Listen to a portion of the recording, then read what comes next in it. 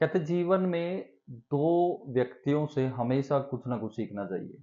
पहला वो जो जीवन में सफल हुआ है, ताकि हमें ये पता लग सके कि सफलता मिलती कैसे है। दूसरा वो जो जीवन में असफल हुआ है, ताकि उसके एक्सपीरियंस से हम ये सीख सकें कि हमें जीवन में क्या नहीं करना चाहिए। तो हेलो दोस्तों, मैं हूं मनीष शर्मा और आज मैं आपको एक छोटी सी और बड़ी प्यारी कहानी सुनाने जा रहा हूं। तो एक समय की बात है, एक साधु महात्मा संत और उनका एक शिष्य बरगद की छांव के नीचे बैठे हुए थे। तो शिष्य उनसे सवाल करता है कि गुरुजी, आपके भी तो गुरुजी रहे होंगे, मुझे जरा बताइए वो कैसे थे, क्या कुछ आपने उनसे सीखा। और शिष्य की बातें सुनते हुए गुरु पहले तो मंद मंद मुस्कुराए और फिर उन्होंने बोला कि वैसे तो मेरे बहुत गुरु रहे, लेकिन चलो फिर भी मैं कुछ अपने दो तीन गुरु के बारे में आपको कुछ ना कुछ सुनाता हूँ।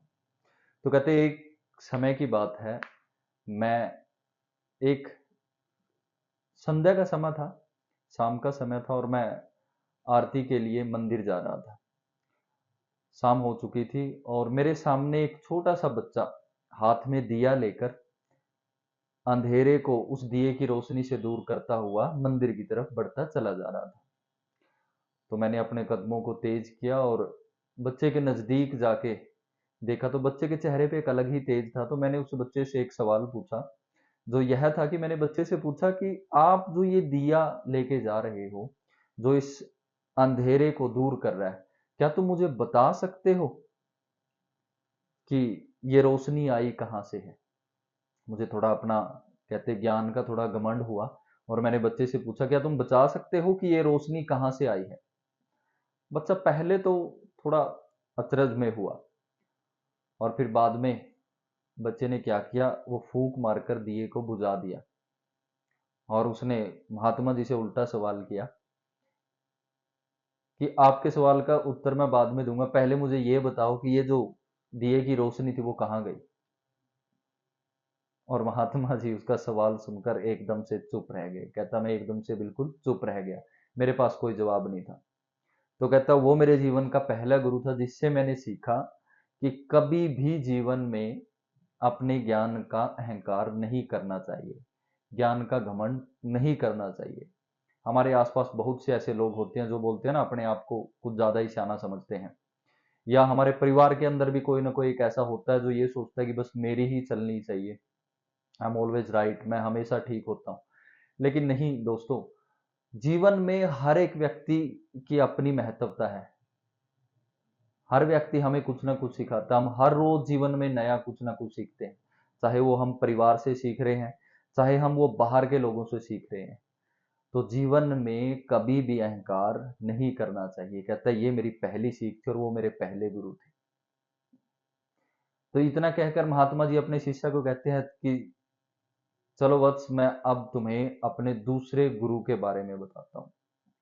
कहते एक बार ऐसे ही संध्या का समय था और मैं चला जा रहा था एक गांव से दूसरे गांव। तो मैंने देखा एक तालाब के पास एक कुत्ता, उसको पानी की प्यास लगी हुई थी और वो बार बार तालाब के पास जा रहा और वहां जाके जैसे ही वो पानी पीने लगता था, उसे अपनी परछाई उसमें दिखती और वो उसकी तरफ भौंकता और वापिस आ जाता। यानी कुत्ते को अपनी परछाई को देखकर ऐसा लग रहा था कि भी शायद पानी में कोई और भी है और कहीं मेरे ऊपर वो झपट ना ले, तो वो उसके ऊपर भौंकता और पीछे आ जाता। फिर वो दोबारा पानी की तरफ बढ़ता और वही उसे अपनी परछाई उसमें दिखती, वो भौंकता और फिर पीछे की तरफ आता। और यही वाक्य, यही जो क्रियाकलाप थे, कहते उस कुत्ते ने कम से कम 10-12 बार दोहराए और मैं टकटकी लगाकर उसे देखता रहा। और अंत में अपने पांव पीछे करके कुत्ता बड़ी तेजी से दूर से दौड़ के और उसने एकदम से पानी में छलांग लगा दी।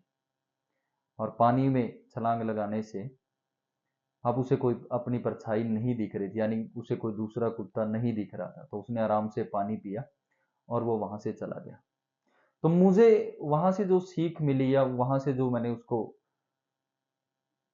अपना गुरु ही माना एक तरह से, वो ये था कि जीवन में मुश्किलें आएंगी, डर भी लगेगा, हमें लगेगा भी कोई हमें आगे से रोक रहा है, लेकिन हमें रुकना नहीं है, हमें निरंतर प्रयास करते रहना चाहिए और लास्ट में, अंत में हमें सफलता मिलेगी ही मिलेगी। तो कहते ये थे मेरे दूसरे गुरु। और अब मैं तुम्हें अपने तीसरे और अंतिम गुरु के बारे में बताता हूं। कहते एक बार ऐसे ही मैं गांव में भिक्षा मांग रहा था, तो वहां से निकलते निकलते मेरे को काफी अंधेरा हो गया, रात हो गई। जैसे ही मैं दूसरे गांव पहुंचा, लगभग रात के 11-12 बज चुके थे। तो मैं रहने के लिए किसी मंदिर को खोज रहा था कि भी रात कैसे गुजारी जाए वहां पे, लेकिन आसपास गांव में कोई व्यक्ति नहीं दिख रहा था। और अंत में मुझे एक व्यक्ति दिखा जो दीवार को तोड़ रहा था। और मैंने सोचा ये कोई कारीगर है, और बड़ा भोला इंसान है जो रात को, मतलब इतनी रात तक भी कार्य में लगा हुआ है, मेहनती लग रहा है बंदा। उसने उसके पास जाकर बोला कि भाई ऐसी बात है, और मुझे, आप बड़े भले इंसान लगे, कि आप मुझे बता सकते हो कि मंदिर कहाँ पे है यहाँ गांव में।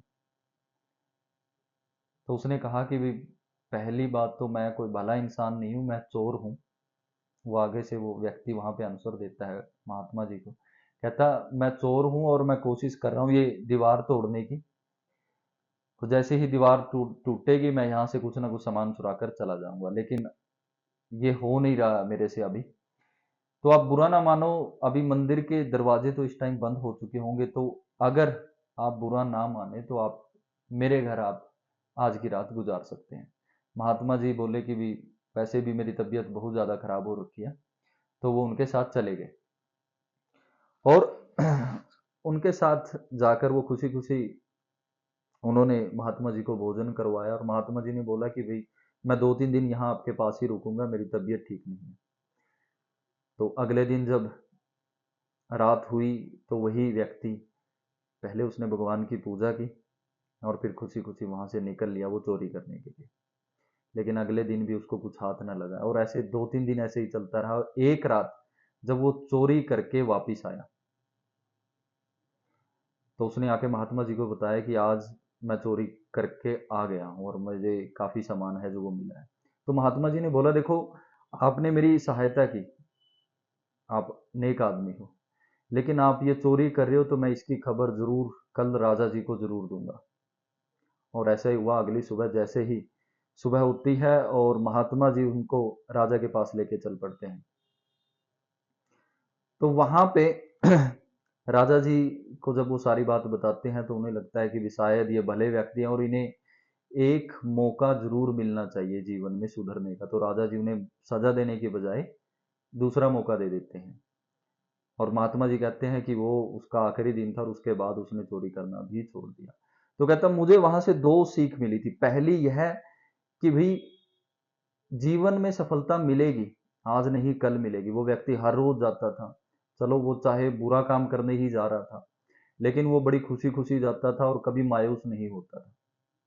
दूसरा ये था कि अगर हम मन में किसी बात को ठान ले, कि जैसे उसने बुरे काम न करने की मन में ठान ली और वो सुधर गया था, तो हमारे अंदर भी, हमारे आस पड़ोस आजकल जो हम बच्चे देख रहे हैं, जो ये आगे की जनरेशन देख रहे हैं, इनके अंदर नशे और ये काफी ऐसी बुराइयां हैं।